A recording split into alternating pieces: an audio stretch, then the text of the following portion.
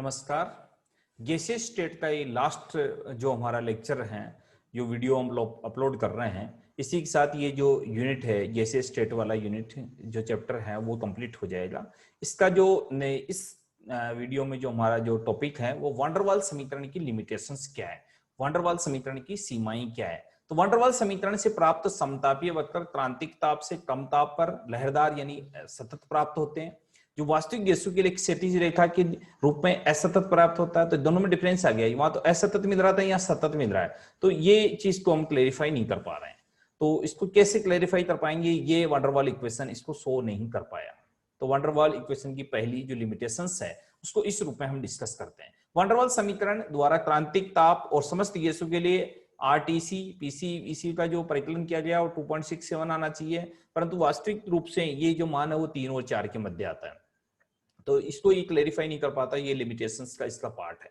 Van der वाल समीकरण के अनुसार क्रांतिकता Vc का मान 3b होता है, परंतु वास्तविक रूप से 2b और 4b होगा, माने कि कभी 3b के बराबर नहीं होता है। तो 2b और 4b हो रहा है, तो ये भी इसकी लिमिटेशंस मानी जाती है। और देखो ये क्वेश्चंस भी पुटअप होता है कि बहुत इजीली ये पुटअप क्वेश्चन और बहुत सिंपल सी जो पूरे हमने चैप्टर में डिस्कस किया उसका ये सारांश है। इसके द्वारा इसकी लिमिटेशंस को हम लोग शो कर सकते हैं। बाइली बिंदु में सैद्धांतिक और प्रयोगिक आधार पर समान प्राप्त नहीं होते हैं। टीबी और टीसी का मान जो प्राप्त होता है 3.375 होता है, और जब स्थान के पर 2 और 3 के मध्य प्राप्त होता है।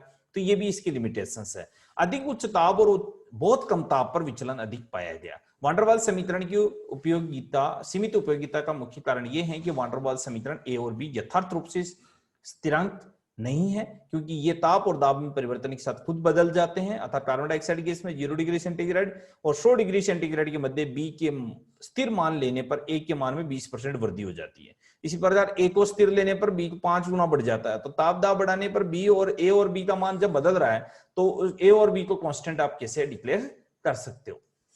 इसके बाद में आता है सम्मित अवस्था, सम्मित अवस्था समीकरण तथा संगत बिंदु का नियम। Reduce equation for the state and law of corresponding state। क्रांतिक बिंदु के समीप सभी गैसों के लिए समतापीय वक्र लगभग एक समान होने चाहिए, किंतु स्थिरांक ए और बी के मान भिन्न भिन्न होने के कारण ये समीकरण भिन्न भिन्न गैसों के लिए समान रूप से लागू नहीं होता है।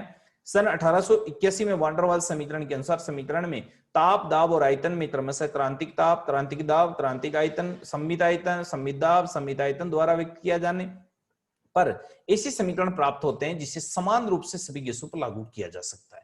यदि किसी गैस के सम्मित ताप है टीआर, पीआर और वीआर के द्वारा रिप्रेजेंट करें तो इसको क्या कहे कि TR is equal to T upon TC, PR is equal to P upon PC और VR is equal to V upon VC.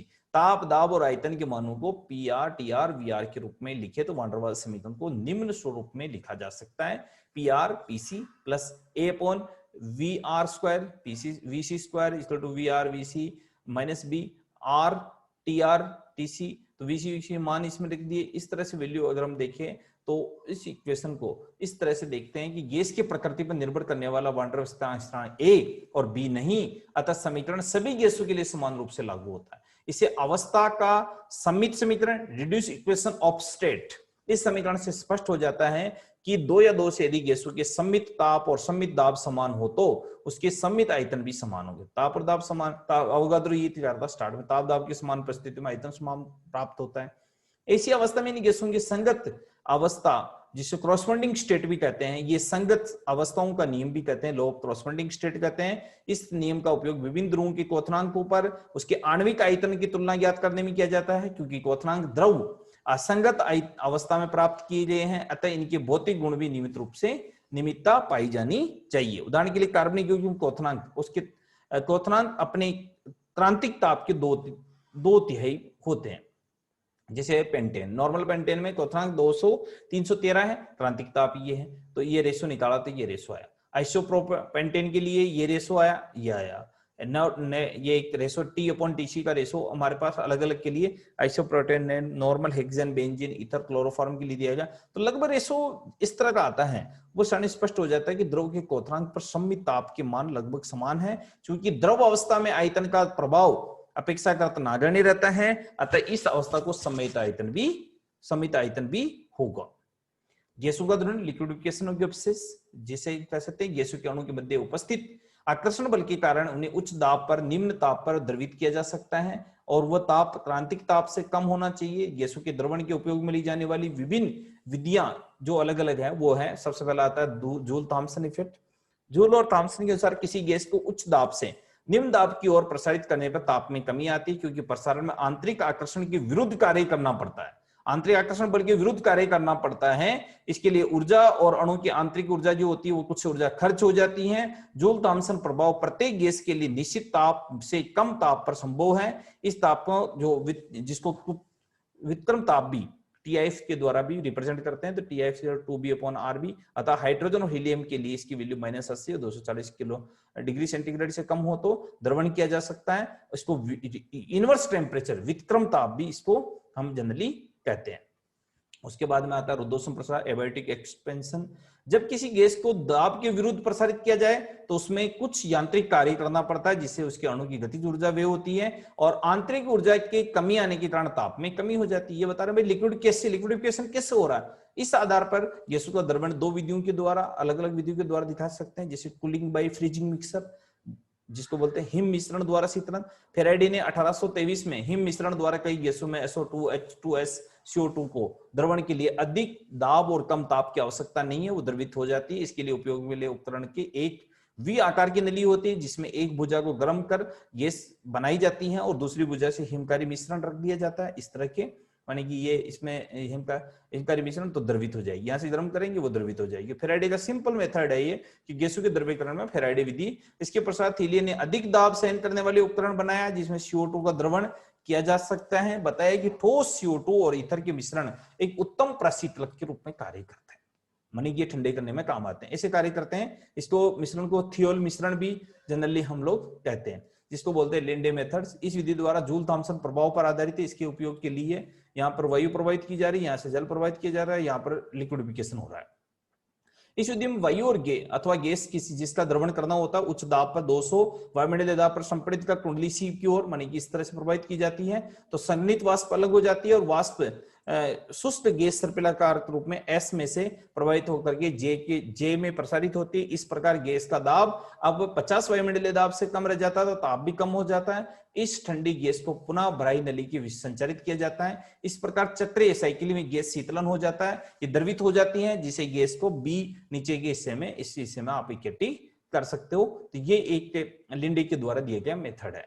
Clad ने थोड़ा चेंज किया, इसने अलग अलग तरह से इस तरह वायु प्रवाहित की।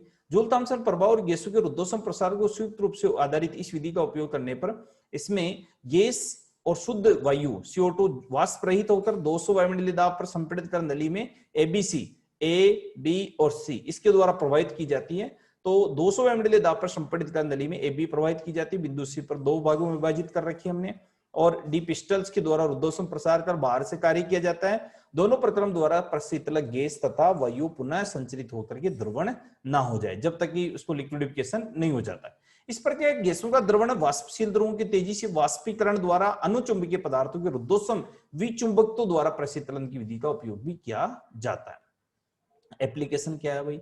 वर्तमान में द्रवित गैसों का उपयोग प्रशीतलक के रूप में किया जाता है। रेफ्रिजरेटर में द्रव NH3, CO2, फ्यून आदि का उपयोग किया जाता है। गैसों रॉकेट में द्रव CO2 का उपयोग किया जाता है। प्रयोगशाला में अभिक्रिया के लिए निम्न ताप और दाब पर N2 द्रव वायु ठोस CO2 मिश्रण के रूप में उत्पन्न की जाती है।